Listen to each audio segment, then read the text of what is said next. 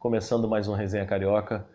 Essa semana tivemos dois jogos difíceis para clubes do Rio, né? A Fluminense foi até a Bolívia, perdeu por 2-0 para o Potosí, e o Flamengo pela Copa do Brasil, oitavas de final, não passou de um empate em 0-0 com a Ponte Preta no Maracanã para um público de mais de 50 mil pessoas. O Flamengo começou o jogo tentando furar o bloqueio da Ponte Preta, que veio nitidamente para jogar por uma bola, e não conseguiu. O time parece que começa a sentir a ausência do Diego e não conseguiu render como rendeu contra o Internacional. Encontrou muita dificuldade, o time da Ponte fez um ferrolho na entrada da área e o time do Flamengo não conseguiu furar esse bloqueio. Ficou provado que o Paquetá, essa puxada que o Barbieri deu no Paquetá para a cabeça de área para jogar ali junto com o Cueja, liberando um pouco mais do Everton Ribeiro, fez com que o futebol do Everton Ribeiro subisse de produção. Isso é muito bom para o time.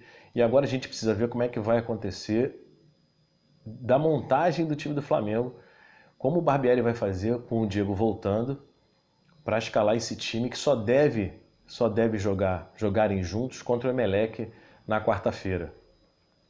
Então, assim, o Flamengo evoluiu, o futebol do Everton Ribeiro evoluiu e o time subiu de produção, né? Faltando um pouquinho, apareceu um pouquinho mais do Giovani na posição que ele está jogando ali na ponta direita, só que com a volta do Diego, o Giovani deve deixar o time.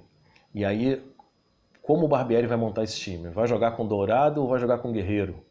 Na minha opinião, o Guerreiro é mais jogador do que o Dourado, sem dúvida nenhuma. O grande problema é saber como é que ele vai encaixar o Diego ali no meio-campo junto com o Everton Ribeiro. Que sem o Diego, o Everton Ribeiro subiu o futebol dele, nitidamente, recuou um pouquinho o Lucas Paquetá e deixou o Everton Ribeiro solto. O Flamengo cresceu. Com o Diego, a gente tem que ver como o Maurício Barbieri vai montar isso. Eu acho que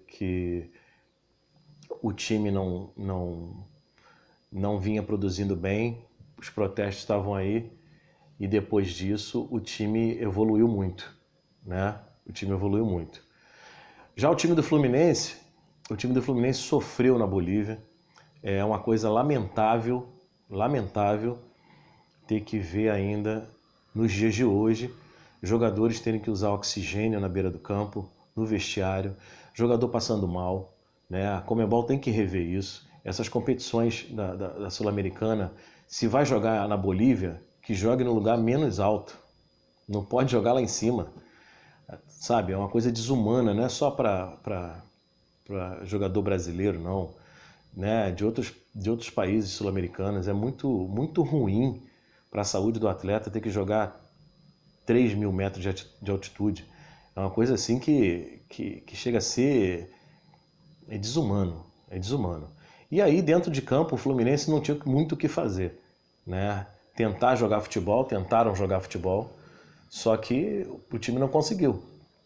No final do jogo, o Abelão falou que, e a grande verdade que ele falou, que enquanto não morrer alguém dentro de campo, a Conmebol parece que não vai se mexer, para ele está tudo muito bem. Então, assim, o dirigente não entra em campo, quem entra em campo é jogador. E o que fizeram com o Fluminense não só o Fluminense, mas todos os times que vão lá é absurdo. Não tem outra palavra para dizer, é absurdo. De volta ao Campeonato Brasileiro, vai começar a quinta rodada para os times do Rio, e é uma rodada muito importante. O Flamengo vai defender a liderança contra a Chapecoense em Chapecó.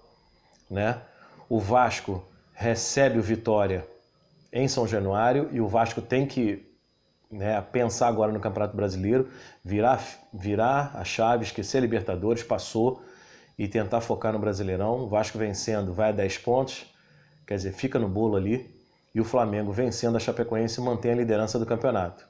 Na segunda-feira vamos ter um clássico Botafogo e Fluminense no Engenhão, e a gente aqui no Resenha volta no final do domingo para falar de Flamengo e Chapecoense, Vasco e Vitória.